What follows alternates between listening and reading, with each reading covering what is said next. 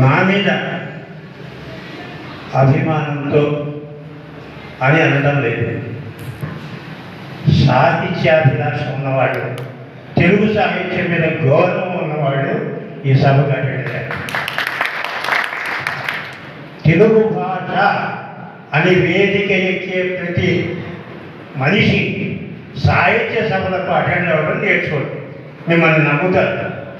ప్రభుత్వానికి ఒక సలహాలు ఇచ్చారు. ఇవాళ పెద్ద పెద్ద సమావేశాలు ఏర్పాటు చేసి సాహిత్యం గురించి మాట్లాడుతున్నారు. కానీ ఒక్కసారి మీ మనస్సులో తెలుగు భాష గురించి, తెలుగు సాహిత్యం గురించి మీరు ఏం చేసేది మీ జీవితంలో ఒక్కసారి ఆలోచించమని నేను దయచేసి మనవి చేస్తున్నాను. ఎందుకంటే ఒక హింసావాది తీసుకొచ్చి పావురాన్ని ఎగరేయమంటే ఎంత హాస్యాస్పదంగా ఉంటుందో, అదేవిధంగా తెలుగు సాహిత్యం, తెలుగు భాష మీద ప్రేమ లేనటువంటి వాళ్ళు పెద్ద పెద్ద స్థానాల్లో ఉండి కూడా ఏమీ చేయలేకపోయారు. ఈ దేశం యొక్క దురదృష్టం.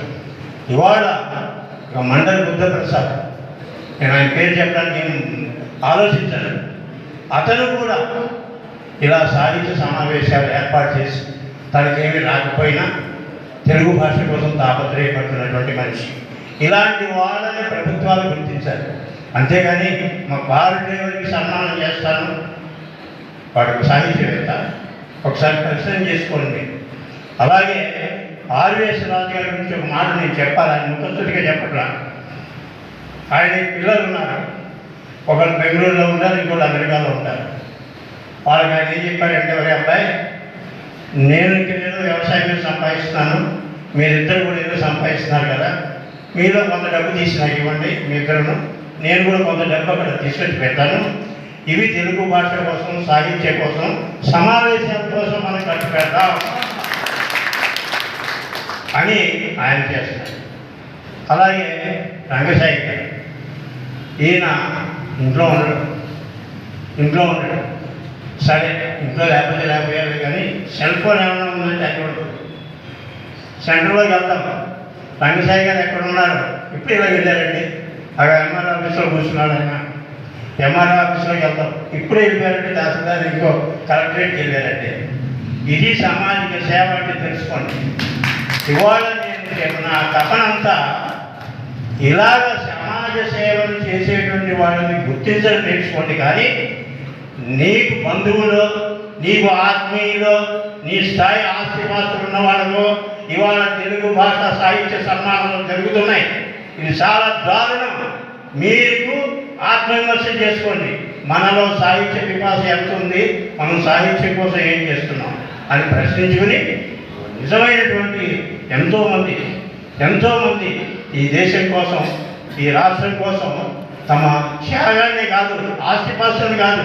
ఆ రోజుల్లో కాగితం ఇవాళ చూస్తున్నాం కదా, ఏదైనా తప్పు పని చేస్తే వాళ్ళు వెళ్ళే ఉగ్రవాదుల కింద నమ్మకట్టున్నట్టుగా ఆ రోజుల్లో భారతదేశం గురించి, భారతదేశ పౌరుల గురించి, వాళ్ళ స్వేచ్ఛ గురించి ఎక్కడన్నా ఎవరైనా మాట్లాడినా, ఏమైనా రాసినా లోపలేసేవి నిర్దాక్షిణ్యంగా దారుణమైనటువంటి శిక్షలు ఉన్నాయి.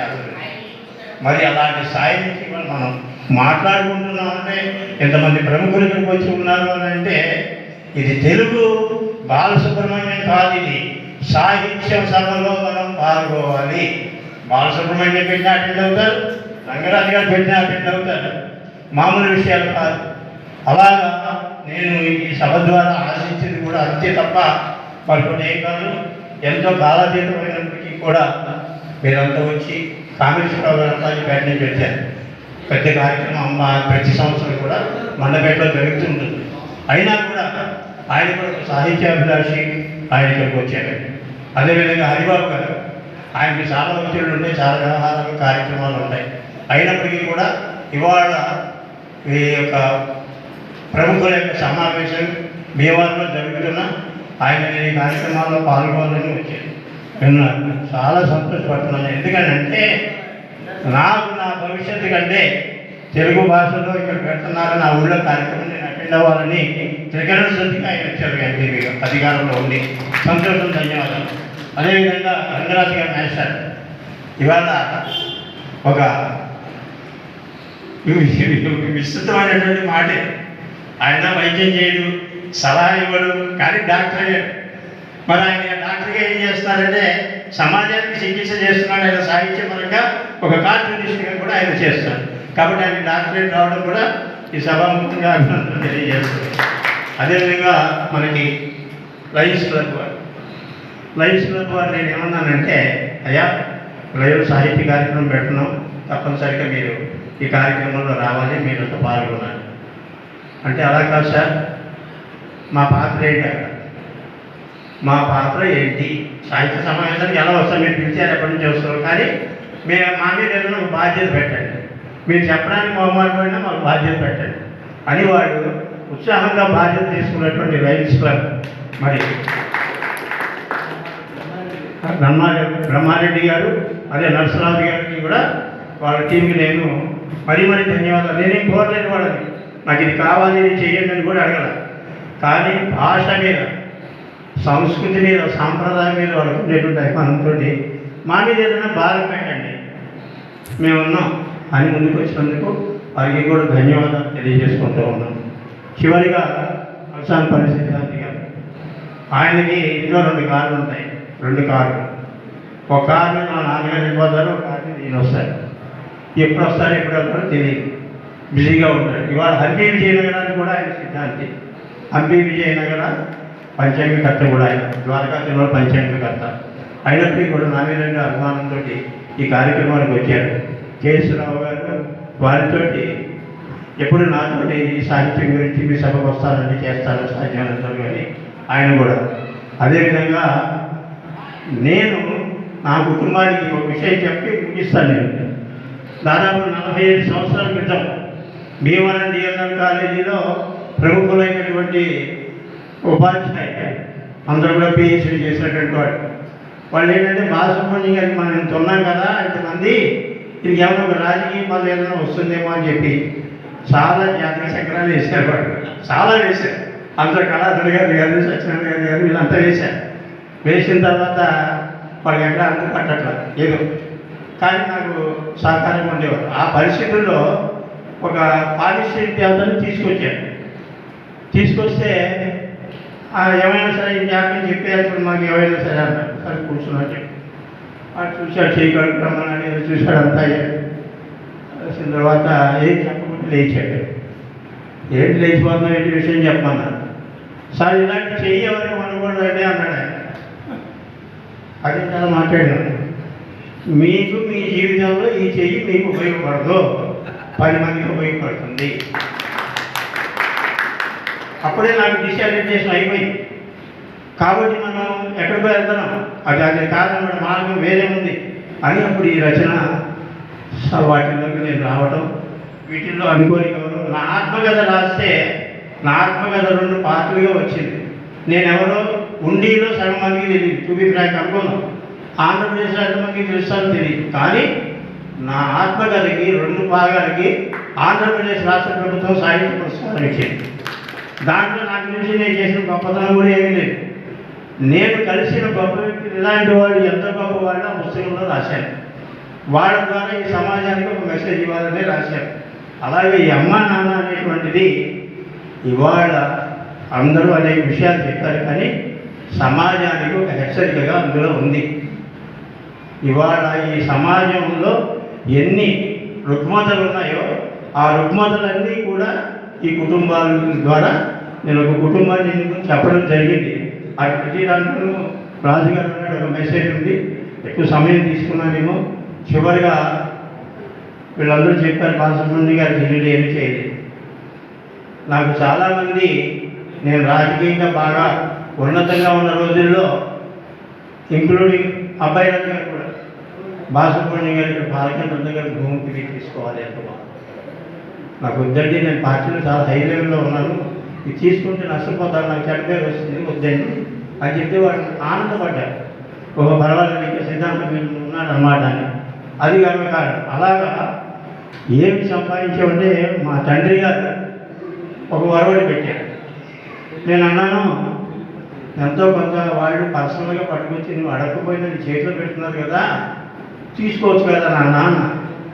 అంటే ఆయన ఏమన్నాడు తెలుసా, ఆ రోజు నేను తీసుకుంటే రాత్రిపూట తినేటువంటి అన్నం కాదు. అంటే ఉద్యోగులు ఆలోచించండి, మీరు ఏం చేస్తున్నారు? ఆఫీసులో అడ్డు పెట్టాలంటే డబ్బు కావాలా మీకు? ఇద్దరు పిల్లలు పెంచుకోలేరా మీరు? 50 మంది పిల్లలు కుటుంబాలు ఇవాళ ఉన్నాయి, 10 మంది పిల్లలతో పెంచుకున్న రోజులు ఉన్నాయి. ఏ రోజున్నా ఈ భారతదేశంలో డబ్బు లేని కుటుంబం, పేద కుటుంబం అవినీతికి అక్రమానికి పాల్పడిందా? హిందూ ధర్మ సాంప్రదాయం అది చెప్పింది. అంటే కష్టంలో నష్టంలో కూడా ధర్మాన్ని విడవద్దు అని అది ఆచరించారు మన పూర్వీకులు. ఆ కథ ద్వారా నేను చెప్పాను. కాబట్టి సమాజంలో మనం ఏం చేస్తున్నాం అనేటువంటిది, మీరు భార్యాభర్త ఇద్దరు ఉద్యోగం చేస్తూ కూడా మీరు అక్రమార్గాలు ఏంటి? ఇద్దరు పిల్లల్ని పోషించుకోలేరా? లంచాలు కావాలా? ఎవరిని అడుగుతాం? మనం రాజకీయ నాయకులు అడుగుతాం. మనం ఏం చేస్తున్నాం ఇక్కడ? మన అబ్బాయి కాలేజీ సీట్లు కావాలంటే చాలా రాజుగారు ఒకసారి రికమెండ్ చేస్తారా? కొద్దిగా ఎవరు కన్సెషన్ ఇస్తారేమో, లేదా వాళ్ళు ఎవరు కోరితే డొనేషన్ ఇచ్చేస్తాం. అది మనం వాళ్ళ మీద ఒత్తిడి చేస్తాం. ఏం చేస్తాం? కాబట్టి సమాజం యొక్క మార్గం మారాలి అని అంటే కింద బేస్ నుంచి రావాలి. మన అమ్మా నాన్న ఎలా బతికారు, మనం ఎలా బతుకుతున్నాం అని ప్రశ్నించుకోవడమే ఈ యొక్క అమ్మా నాన్న కథ ద్వారా నేను చెప్పింది తప్ప ఇందులో నేను గొప్ప చెప్పింది ఏమీ లేదు. గతంలో జరిగిన దాన్ని ప్రస్తుతం ఉన్న దాంతో బ్యాలెన్స్ చేసి చెప్తాను తప్ప మరలేదు. పొరపాటు ఏదన్నా మాట్లాడుతుంటే మన్నించండి. ఇవాళ రోజున నా కుటుంబం గురించి నేను ఎవరిని చెప్పాను కదా, మీకేం ఉపయోగం లేదని. నా కుటుంబం గురించి, నా కుటుంబానికి ఇది కావాలని కానీ, లేదా నా పిల్లలకి ఉద్యోగం కావాలని కానీ నేను ఎవరి దగ్గరికి, ఏ ఎమ్మెల్యే దగ్గరికి వెళ్ళలేదు, అడగలేదు. ఇంత ముందర ఈ పుస్తకాన్ని ఇనాగ్రేట్ చేసినటువంటి మన చైర్మన్ గారు, ఏపీఐఎస్ చైర్మన్ గారు మంత్రి రామరాజు గారు, అలాగే భీమవరం ఎమ్మెల్యే, ప్రస్తుత ఎమ్మెల్యే మన కులవతి రామాంజనేయులు గారు. నేను పెడితే ఇదివరకు బాలసుబ్రహ్మణ్యం ఎలా ఉన్నామని ఎవరు నన్ను అడగట్లే. ఇప్పుడు ఈ పిల్లలు ఏం చేస్తున్నారు, ఎలా ఉన్నారు అని అడుగుతారు అందరూ. రాజుగారు కూడా అదే మాట, అందరూ అదే మాట. నా పిల్లలు ఎలా ఉన్నారో తెలుసుకొని ఇది మన బాధ్యత అనుకుని వాళ్ళిద్దరికీ వాళ్ళ ఉద్యోగాలు ఇప్పించినటువంటి పరిస్థితి వాళ్ళకి వాళ్ళకి ధన్యవాదాలు. నేను అడగాల కులవతి రామాంజనేయులు గారి దగ్గరికి వెళ్తే మీ అబ్బాయి రామాంజనేయులు గారు ఎక్కడున్నారు, ఏం చేస్తున్నారు? ఫస్ట్ క్వశ్చన్ అది ఆయన, నువ్వు ఎలా ఉన్నావు నన్ను అడగాలి. అలాగే మంత్రి రామరాజు గారు, ఆ సుబ్రహ్మణ్య గారు అండి ఒకసారి రిజ్యూమ్ పంపించండి అని చెప్తే, ఇంతకుముందు నేను చెప్పాను, కమిషనర్ గారు ఆఫీసులో ఒక ఉద్యోగం కోసం చాలామంది ప్రయత్నం చేస్తే యువతల మా అబ్బాయి పేరు ప్రతిపాదించినటువంటి ఆయన యొక్క వ్యక్తిత్వ లక్షణం తెలుసుకుని నమ్మి ఆయన పర్సనల్గా కమిషనర్ ఆఫీసులో మా పిల్లలకు ఉద్యోగం ఇచ్చాడు అని అంటే మంచిని గుర్తించిన గొప్పతనం ఉన్నటువంటి మనుషులు ఇంకా సమాజంలో ఉన్నారు కాబట్టి నేను ఈ పుస్తకాలు రాయగలుగుతున్నాను, చేయగలుగుతున్నాను. కాబట్టి నాలాంటి వాళ్ళు ఎంతోమంది ఇంకా చాలామంది ఉన్నారు. వాళ్ళందరికీ కూడా ఈ రచనా వ్యాసంగాలు తెలుగు భాషలో మీకు చేతలేని వరకు వారికి సహకారం చేయండి. సహకారం చేయలేని వాళ్ళు ఎవరైనా ఉంటే సమావేశాలకు వచ్చి కూర్చుని వెళ్ళండి, దయచేసి అడుగుతున్నాను. ఎందుకంటే సాహిత్య సమావేశాలకు ఎవరు రాదు.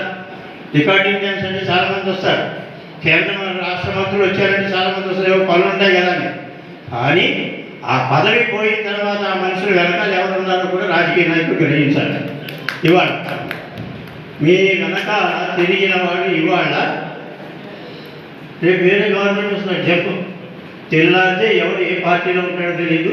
ఆ పరిస్థితిలో మనం ఉన్నాం, మన విలువలు ఆ రకంగా ఉన్నాయి. కాబట్టి నాయకులు కూడా సమాజంలో ఉన్న తమ జీవిత కాలంలో ఒక చిన్న మంచి పని, ఒక సాహిత్య రచన, ఒక తెలుగు భాషకి ఒక మంచి మనిషికి ఉపకారం చేయడం ద్వారా మీరు ఈ సమాజంలో మీరు శాశ్వతంగా మీ అందరి పేర్లు ఉండాలని నేను మనసారా కోరుకుంటూ మరొకసారి మంచిన రామరాజు గారికి, అదేవిధంగా ఇక్కడ వచ్చినటువంటి ఆర్ఎస్ రాజు గారికి, అదేవిధంగా ఎన్నో పనులున్నా మీరంతా వచ్చినందుకు రంగసాయి గారికి, హరిబాబు గారికి, ప్రత్యేకించి మా మిత్రులు, మా శ్రేయోభిలాషులలో ఒకరైనటువంటి పేరు కామేశ్వరరావు గారికి, అలాగే ఇక్కడికి వచ్చినటువంటి వారు సిద్ధాంతి గారు, అందరికీ కూడా పేరు పేరున మీ అందరికీ కూడా నేను ధన్యవాదాలు చెప్తున్నాను. ఎందుకంటే అమ్మ ఆకలి, అమ్మ అడగంటే అమ్మ అన్నం పెట్టదని అంటారు.